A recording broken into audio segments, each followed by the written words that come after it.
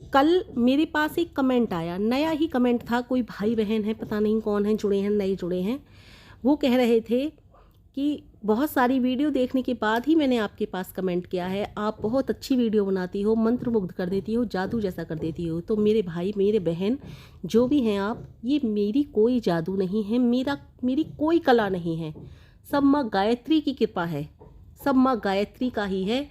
जो लिया जो दिया सब कुछ माँ गायत्री का है। फिर उन्होंने एक बात और मुझसे कही है कि हम चाहते हैं कि आप अन्य विषयों पर भी, सांसारिक विषयों पर भी वीडियो बनाएं। तो मैं आपसे यही कहना चाहूँगी कि सांसारिक विषयों पर मैं वीडियो बनाऊं, मुझे तो सारे के सारे इस संसार में जितने भी कार्य हैं सब गायत्री मंत्र से ही होकर के निकलते हुए दिखते हैं। अब किस किस विषय को लेकर के कहूँ मैं, क्या क्या कहूँ मैं? सुख को ले लो, दुख को ले लो, लाभ को ले लो, हानि को ले लो, अपमान को ले लो, निंदा को ले लो, किसी चीज़ को ले लो, मुझे तो सब कुछ गायत्री मंत्र से ही रास्ता होकर के निकलता हुआ दिखता है। आप कहोगे सुख दुख मान अपमान लाभ हानि कैसे? सब कुछ है उसमें, सब कुछ गायत्री मंत्र देने वाला है, सब कुछ आपको देने वाला भी है और आपको वो प्रेरणा दे देता है, वो सब कुछ बना देता है कि आप भी वो सब कुछ दूसरों को दे सकते हो। गायत्री मंत्र में वो शक्ति है। इस संसार में ऐसा कोई भी मंत्र नहीं है, मैं आपको सत्य बता दूं, कि जो सृष्टि की भी रचना कर सके, लेकिन गायत्री मंत्र में वो शक्ति है। आप यदि गायत्री मंत्र के साधक हो, जन्म जन्मांतर तक गायत्री मंत्र की साधना आपने की है, तो आपके अंदर वो शक्ति आ जाएगी, वो शक्ति समाहित हो जाएगी कि आप सृष्टि की रचना कर सको। और की है सृष्टि की रचना। आपको याद होगा ऋषि विश्वामित्र जी ने सृष्टि की रचना की थी। जिनको नहीं याद, वो एक बहुत लंबी कहानी है। किसी राजा, कोई राजा थे श्री राम के पूर्वज, उनको स्वर्ग के लिए बात थी, तो उनको एक नए स्वर्ग की भी स्थापना की थी उन्होंने, एक नई सृष्टि की भी रचना की थी उन्होंने। सब कुछ गायत्री मंत्र के जप के द्वारा संभव है, सब संभव है गायत्री मंत्र के जप के द्वारा। और ये कोई ढकोसले वाली बात नहीं कह रही हूँ मैं। गायत्री मंत्र का जप, परमेश्वर इतनी शक्ति दे देता है गायत्री मंत्र के जप करने वाले को कि वो परमेश्वर तुल्य ही हो जाता है व्यक्ति। लेकिन ये नहीं एक दो दिन में, एक दो साल में, एक दो हफ्ते में या कुछ इस तरह से नहीं होता। ये तो जन्म जन्मांतर के फल होते हैं, ये तो जन्म जन्मांतर के कर्म होते हैं। अब उन्हीं की बात ले लो जिन भाई बहन ने मुझसे ये कहा है कि आप बहुत अच्छा वीडियो बनाती हो, मंत्रमुग्ध कर देती हो, बहुत सारे वीडियो देखने के बाद ही कमेंट किया है। तो मैं आपको एक बात बताऊं, आप आश्चर्य करोगे कि ये बोलने वाली कला मुझ में अभी से नहीं आई है, ये मुझ में बचपन से थी। जब मैं छोटी थी, 8वीं 9वीं क्लास की बात है या 10वीं क्लास की बात होगी, इससे ज़्यादा उसकी बात नहीं है, इतनी ही थी मैं। तो 10वीं क्लास तक की ही बात है, क्योंकि मेरे चाचा जी हरिद्वार से एक बुक लेकर के आए थे, वो मैं पढ़ा करती थी। वो कहानी की किताब थी, बहुत अच्छी अच्छी कहानियाँ थीं। मैं उन कहानियों को कहानी की किताब को स्कूल लेकर के जाती थी और अपनी जो साथ की सहेलियाँ थीं उनको सुनाया करती थी। वो भी बड़े चाव से मेरी कहानियाँ सुनती थीं। कभी कभी उनके लिए कुछ प्रवचन भी दे देती थी मैं। ये प्रवचन देने की कला, मैंने कहा ना, मुझ में अब से नहीं है, बचपन से है। तो मैं उनको कभी कभी ये ज़िंदगी व्यर्थ है, ये जीवन व्यर्थ है, इस तरह की बातें करती थी। इस संसार में आए हो तो मोह माया नहीं करना है, इस तरह की पता नहीं कहाँ कहाँ से इस तरह की बातें करती थी मैं। तो पता है मेरी फ्रेंड्स क्या कहा करती थी, जो सहेलियाँ थी मेरी, ये तो जादूगरनी है, जादू कर देती है ये, इसके पास कोई मत बैठना, इससे कोई बात मत करना, ये जादूगरनी है। वो मतलब हंस कर के कहती थी, वैसे वो मुझसे सभी प्यार करती थी, वो हंस कर के कहती थी सब आपस में एक दूसरे से, और मुझे मेरा मजाक बनाती थी, तू तो जादू करनी है, चल तू तो हम पे जादू कर देगी, हम तेरे से नहीं बात करते, इस तरह से। लेकिन बात करती थी, ऐसी बात नहीं है, आप समझो कि वो गुस्सा में कहती थी, नहीं, वो इस बात को कहती थी कि तेरी बातों में जादू है, हम पर कुछ जादू सा हो जाता है, तू इसलिए ये जो जादूगरनी है, वो इस तरह की बातें किया करती थी।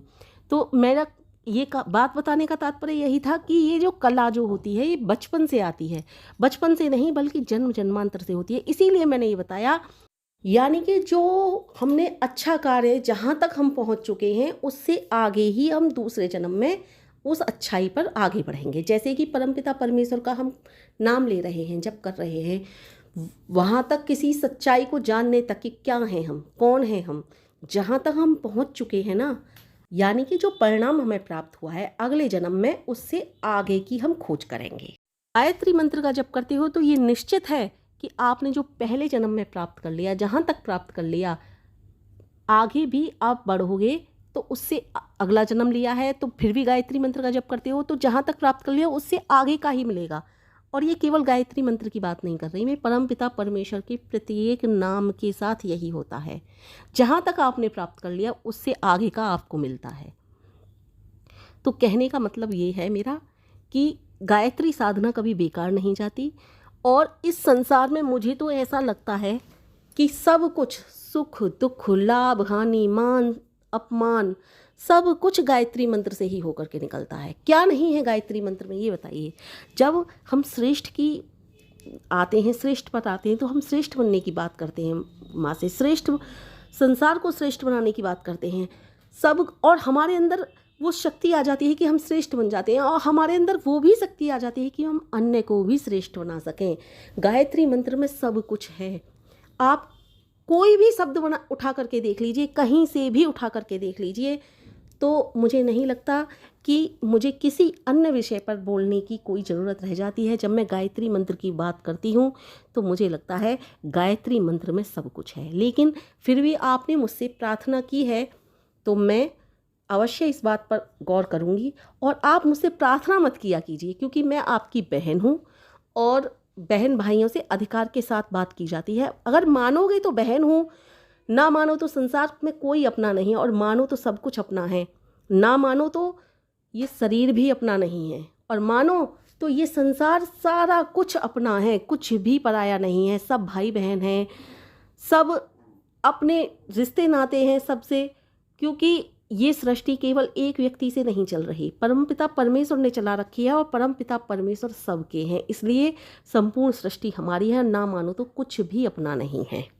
और गायत्री मंत्र में इतनी विशालता है कि मनुष्य इतना विशाल बना सकती है, वो शक्ति इतना विशाल बना सकती है कि सामने वाला तो क्या, जो व्यक्ति गायत्री जप कर रहा है वो खुद भी आश्चर्यचकित हो जाता है। विशाल हृदय अपनाते हैं गायत्री जप वाले, सबके भले की बात करते हैं, सारे संसार में भला करने की बात समझते हैं, भला करने का यत्न करते हैं, क्योंकि ये सारा संसार उस ईश्वर का विराट रूप है, और संपूर्ण सृष्टि को अपना समझ करके ही उसके कल्याण की बात करते हैं गायत्री साधक। लेकिन यहाँ तक भी तो कैसे पहुँचे? श्रेष्ठ बनना है ना, श्रेष्ठता आएगी तभी तो दूसरों के कल्याण के विषय में सोचेंगे। कल के वीडियो में मैंने बताया था कि जब तक हम इंद्रियों की दासता से मुक्त नहीं होंगे तब तक हम दास हैं, और दास ही रहेंगे, कहीं सुख नहीं, कहीं चैन नहीं। फिर जो इंद्रियों का दास हो उसके लिए सुख और चैन कैसे हो सकता है, वो श्रेष्ठ कैसे बन सकता है? और हमें ध्यान देना है अपने श्रेष्ठ बनने की तरफ।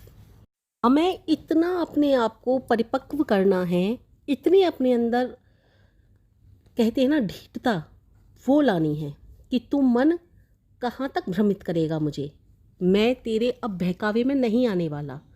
तुम्हें उस अग्नि की तरह बन जाना है, तुम्हें हमें सभी को उस अग्नि की तरफ बन जाना है जो सदा आगे बढ़ती है, सदा ऊपर उठती है।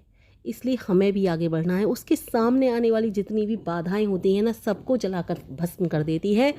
ऐसे ही हमारे गायत्री मंत्र के जप के आगे जो भी बाधा आएगी हम उसे पार करके आगे बढ़ेंगे, इसलिए कि हमें श्रेष्ठ बनना है। गायत्री मंत्र का जप हमें श्रेष्ठ बनाता है। इंसानी शरीर तो हमारे पास है, इसलिए इंसानी शरीर इसलिए भी मिला है कि हम इस शरीर में आकर के उन्नति करें, उत्तम हो जाएं। इसलिए नहीं मिला कि इंसानी शरीर में आकर के भ्रमित होकर इस माया जाल में सब कुछ भूल जाएं। केवल याद रहे तो ये माया, ये सुख, ये सुविधा, ऐसा नहीं करना है, क्योंकि ये सुख सुविधा माया सब कुछ खत्म होने वाले हैं, कुछ नहीं रहता। इसलिए ऐसी उन्नति करो जो उत्तम हो। कुछ तो यत्न करें ऊपर उठने का, कुछ तो प्रयत्न करें। अगला जन्म भी इंसान शरीर में मिले ये कोई तय नहीं है। यदि बुरे कर्म किए हैं तो बिल्कुल तय नहीं है। अच्छे कर्म किए हैं तब एक बार को सोच सकते हैं कि हाँ, हमें इंसानी शरीर ही मिलेगा। अब यदि पूरी तरह से ऊपर नहीं उठ सके तो अगले जन्म में कैसे उठ सकेंगे? ऐसा नहीं करना, इसलिए इसी जन्म में ऊपर उठने की चेष्टा करनी है, ऊपर उठने की हमको प्रेरणा मिले, और वो प्रेरणा हमें गायत्री मंत्र के जप के द्वारा मिलेगी। सांप शरीर को मिला या बिच्छू का मिला, गंदगी में पड़े रहने वाले कीड़े का, दर दर दुत्कारे जाने वाले कुत्ते का, या फिर ग्राम के बाहर रहने वाले किसी सूअर का, या कर्म का फल, मतलब कर्मों के अनुसार ही फल तो मिलेगा, जैसा कर्म करेंगे वैसा ही मिलेगा। इसलिए कम से कम ऐसा कर्म तो करें कि अगला जन्म मनुष्य का मिल जाए। और मनुष्य का भी मिलता है तो मैंने पहले ही कहा कि जब इसी जन्म में हम ऊपर नहीं उठ सकते तो अगले जन्म में क्या गारंटी है कि जी ऊपर ही उठ जाएंगे।